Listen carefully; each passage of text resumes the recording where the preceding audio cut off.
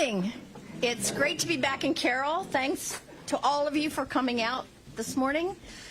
I've spent a lot of time here over the years, and it's good to be here. I met Joe and Jill Biden 33 years ago when they were here running for president, and I've got to tell you that I trust them just as much today as I did then. Joe Biden's values were rock solid then, and they're rock solid now. So what do I want from the 2020 election? I want to be able to get up every morning knowing that I can trust the people in the White House to represent my best interests around the world. And I want to be able to hold up the president as an example to our 4 grandchildren, as someone who has character, a person who should be questioned but admired for standing up for the values that Americans share. And I want to be able to get up every morning going about my job as an educator and as a community volunteer, knowing that the president has the experience that we need to make sure that he gets the job done internationally and works with policymakers to take care of the domestic issues that we have in front of us today. I want my neighbors, my colleagues, my friends to respect the President of the United States even if they didn't vote for him. As I made my decision about whom to support in the caucus, I thought about the people that I grew up with in Mount Pleasant. I thought about the diverse student body at Iowa Wesleyan University, where I serve on the Board of Trustees. And I thought about those 8th graders that I taught for 20 years who now have middle schoolers of their own. I thought about the kids and the teachers at Van Meter Middle School, where I now volunteer. We live just west of Des Moines in rural America, right next door to our grandchildren, 3 of our 4 grandchildren. Our 4th turned 5 today, and we just had a baby in our family born a couple of months ago. So I'm always thinking about that next generation. And as I made this decision, I also thought about all the people like you that I met as I traveled around to Iowa's libraries during the 8 years I was First Lady. And I thought about all of the people and all of the small towns and economic issues of the people of the 4th District as I campaigned for Congress. And I also have thought about all those people I meet in the grocery store. I have to spend a little extra time going to the grocery store these days because people want to stop and find out what I think of their choices in the caucus. So I always allow a little extra time. So for me, the issue always comes back to one of trust. Whom do I trust with the futures of all of these people that I care about who live in Iowa and across the United States? Whom will people trust who are candidate? Whom will they trust for those people who aren't as involved in politics as I may be? And who will appeal to independence as well? And what qualities and what experiences does our candidate need to have in order to do this job? Well, one of the qualities is compassion. And I've watched Joe and Jill Biden comfort those, like us, who have lost loved ones to disease, to military service, or to other disasters.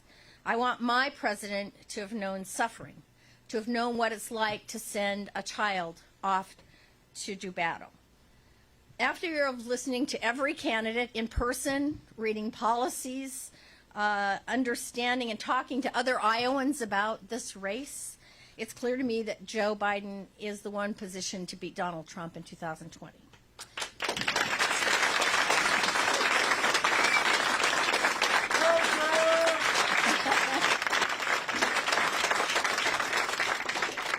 I met my first president when I was 4 years old, Harry Truman. And I actually married Tom Vilsack, who ran for president as well. And I've supported men and women in the Iowa caucus who I knew to be leaders.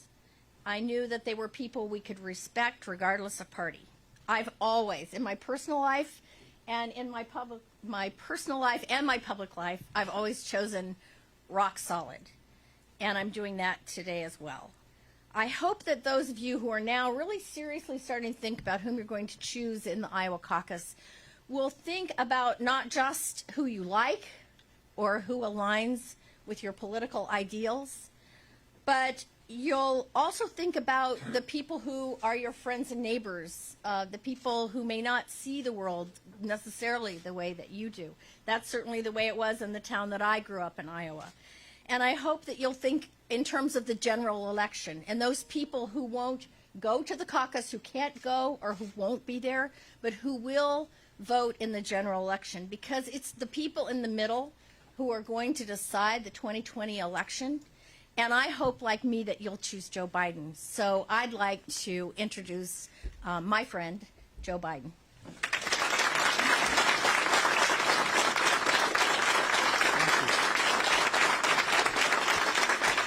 Thank you, thank you, thank you. Well, I went to Mass of St. Lawrence's today, and I may be the only community that understands what no malarkey means. Folks, look, I'm running for 3 reasons. I'm going to try to be as brief as I can, but responsive to what may be on your mind. The first reason is to basically, and it sounds like hyperbole, restore the soul of this country. I think we are in real trouble in terms of our values and for. And secondly, I think we have to believe very deeply we have to rebuild the backbone of this country. By the backbone, I mean the middle class. Because the middle class does well, everybody does well. Working people get a chance to move up. The wealthy do very well. And the middle class are the backbone of the country. Wall Street didn't build America. The middle class built America. But middle class is beginning, particularly in small town and rural America, is getting crushed. They're being left behind. You have more than 50%, I think it's 58% of the middle class believe their children will never have the same opportunities that they had. And the third reason I'm running, and I know it's not very much in vogue these days, but I think we have to unite the country. You know, everybody talks about how you can't unite the country. They'll talk about how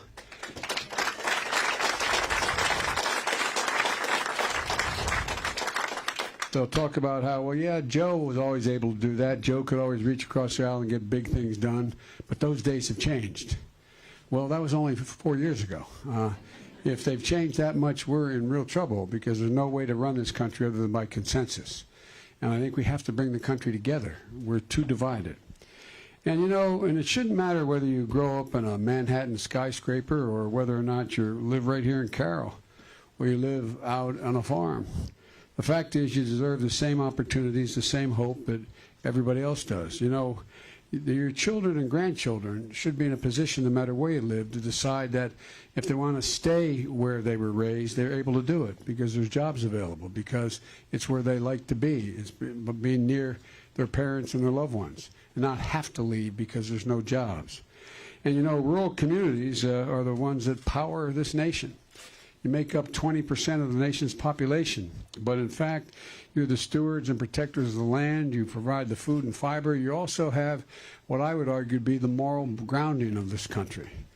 You know, the idea that, you know, just to speak from my heart here, where I come from, the way I was raised, the way Jill was raised, was that, you know, you had certain obligations, just obligations relating to just basic decency. When someone was in trouble, even if you may not have liked them a lot, you reached out and tried to help them out. When in fact, as my mother would say, the language you use matters. She would say, you know, if she were around, God love her, she'd say someone should wash the president's mouth out with soap. Was the phrase used to be in where I am. So I really mean it. And look, folks, Donald Trump has done real and I think lasting damage to communities like the one I come from. And I'm going to be presumptuous, or here in your community as well. You know, he's tried to take away our health care. We finally broke our necks to try to get a place where we made a major change in health care to be available and affordable. More has to be done, but he's gone to court to try to totally get rid of Obamacare. He doesn't think anybody who had a pre-existing condition should automatically be able to be covered, and if you can't afford it, too bad. Too bad. He thinks that, in fact, those 20 million people who had no insurance should be taken off of insurance. They've actually gone to court to get the court to rule that you can't have the Obamacare that, in fact, has come to pass. He thinks that, if you, at any rate, you know what he thinks. I should, but look, I think the way we should move, and I'm going to try to go through this quickly, is that I think we have to build on Obamacare. I was there when that happened. It was the single biggest thing that's happened, I think, in a long, long time since the passage of Medicare to begin with. And I also think that it gave people hope. Jill and I have been, like many of you, significant consumers of health care. We have had some great difficulties in terms of health care in our family, losing children, and like many of you have. And we all know that when you get that god-awful diagnosis, the one thing you pray for is just hope, a little bit of hope. It's what keeps everything going. And what's happening now is it's being ripped away. And I think we can make sure that everybody has total access to health care. It is affordable. No deductibles more than $1,000, even if you can afford insurance. Be in a position where you, in fact, have, if you don't have the money, you're automatically able to enroll in Obamacare. Now it's going to be called Biden care if I get it passed. No, because what I add to it is not because Barack's the guy that broke it all through, help pass it, but provide for a public option so that people who in fact want to either give up their employer-based insurance or whatever insurance they have, they can in fact buy into a Medicare-like option, but it's not required. You're not mandated. The government knows best for you. You must give up your private insurance and you must go to Medicare. But you're able to do that if you wish. Also, it's his reckless and irresponsible way in which he has engaged in a trade war. The way he has basically sold out farmers for insurance companies in terms of ethanol, and the good jobs that are provided throughout this community and out this country in terms of providing for ethanol and not only saving the environment, but providing good jobs, people making a decent wage, not $15 an hour, but be able to make $45 an hour and grow communities. We also are in a situation where if you think about Obama and what we tried to do is that he's doing the exact opposite. He is pitting us against one another. He's deciding that the only way you can, in fact, he can succeed is if he continues to reward the very, very wealthy at the expense of the middle class. And I don't think he spends a lot of time thinking about what I call the American creed. We hold these truths to be self-evident. All men and women are created equal, endowed by their Creator. That's what makes us unique in the world. Or we, the people, in order to form a more perfect union. Sounds corny, but it's who we are. It's the reason why we've been able to lead the world. It's the reason why the rest of the world has repaired to us. We have the largest, most powerful army and military in the history of the world. But the reason the rest of the world repairs to us is because we've led by the power of our example, not just the example of our power. And you see what's happening all around the world with this embrace of dictators and folks like Putin and Kim Jong-un and in South Korea and the way in which he talks about America and the way in which he talks about our allies. It's really dangerous. And we have to move from that. We have to reestablish who we are. And the way the rest of the world looks at us is they look at us based on our example. And the example being set today is not very good. In addition to that, he spent his time fanning the flames of hate. He's also embracing these dictators in addition to that, but he's separating families, ripping them from the arms of their moms at the borders. We can protect our borders without the kind of hostile actions we are engaged in. And he's also, spouting lies about conspiracy theories with every breath he takes. And folks, look, he has no regard, I think none, for our laws, for the Constitution, for basically our democracy. And here's the deal. Our children are listening. Our children are listening to all this. How many of you grandparents or parents have pulled your child away from the television? Not a joke. When the president comes on the air and starts to speak. How many times has that occurred? For real. Folks, my dad used to have an expression, silence is complicity. Silence is complicity. We have to speak out. We have to take back this country in terms of the basic sense of who in God's name we are. And folks, look, it's reported that here in, we talk about restoring the soul. The soul of America, I think, is the middle class. But in addition to that, it's also, we're in a position where we have to make sure that we restore the middle class in rural America, not somewhere else, in rural America, and put them in a position where you're able to actually make it and grow families. The new report from Iowa State revealed 44% of Iowa farmers struggled to pay their bills last year. This is a crisis that strikes at the very heart of this country. As I said, I'm committed to restoring the promise of the middle class, but the promise of the middle class for rural America in rural America, not having to go somewhere else. So I put forward a really ambitious plan with the help of the governor and the secretary standing behind me to revitalize rural economies.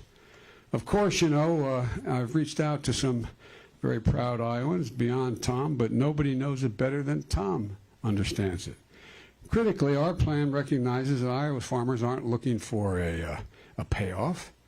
Iowa farmers are looking for an opportunity to lead their communities, lead the economy, lead globally. And it's totally within our power. The vision we have is ag producers should be in the cutting edge of using land conservation, storing carbon, converting waste to new materials, fabrics, fibers, chemicals, creating new opportunities for the entire nation.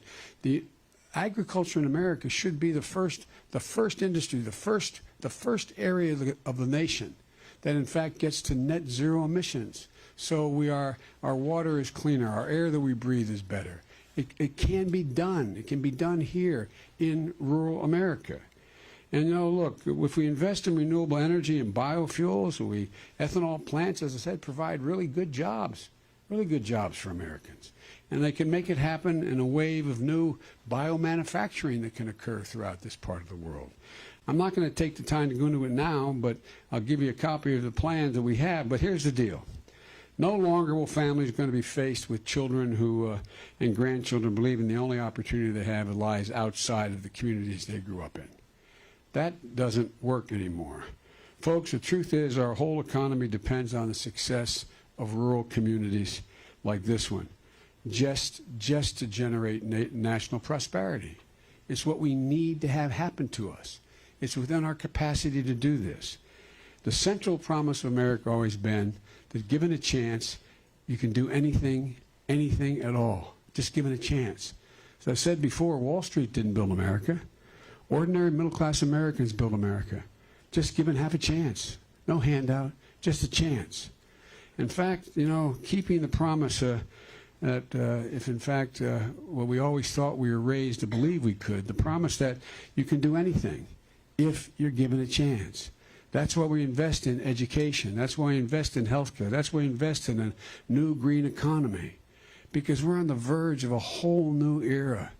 A whole new exciting era that can provide really good paying jobs and opportunities, not just for urban America, but for rural America. And folks, we have to keep the promise that we made to give everybody, to bring people together. I've done that my whole career. My colleagues, as I said, the other 900 people seeking the nomination, Joe's passed some big things. Joe brings people together, but as I said, that era is gone. It's not gone, folks. I'm finding going around the country, going around this state, but around the country, people are desperately wanting us to come together again as a nation. Because when America has been together, when we've decided on where we want to go, there's never been anything that's ever stopped us. We're the most remarkable nation in the history of the world. And that's not hyperbole. When we decide what we want to do, we've never failed. So it's time to remember who in God's name we are. This is the United States of America. The United States, there's nothing beyond our capacity. Not a single solitary thing. We have more great research universities in America than all the rest of the world combined, many of them right here in this state. And you guys own them. We have the most productive workers in the world. Our workers are 3 times as productive as workers in Asia. We're in a situation where we have just so many opportunities. We're the wealthiest nation in the world. If we invest in our people, we'll maintain that. And maybe more importantly, the rest of the world not only needs us to own the 21st century like we need to do, they need us to do it. Because the vacuum gets filled by the bad guys. If America isn't leading, then other people are leading in a direction we don't want to see the world go. And the next president of the United States is not going to have any time for on-the-job training. You're going to have to assume that position the moment they're elected, sworn in on January the 20th, and know the rest of the world knows that person, in this case me, and that I know them. Putin has no illusions about whether I know him or not. Kim Jong-un has no person that I know him or not. The same with the president of China, Xi Jinping. Spent a lot of time with these folks. They know, and they know I know. And so, folks, it's important. It's important we reestablish our place in the world for our own safety's sake and to make sure that we have the alliances we had in the past. That's the way we stop from getting in conflicts. So anyway, thank you for bothering to listen to this short little speech here. But I want to now introduce a friend of mine, so don't keep you standing. I want to introduce you to your governor and my secretary. Every time I had the president gave me a lot of responsibilities, but every time I had a responsibility, he gave me presidential authority. I could use the entire government, and I could task anyone at all. And the first guy, no matter what it was that I needed to task, I'd go to Tom. Ladies and gentlemen, your former governor, our Secretary of Agriculture, Tom Vilsack.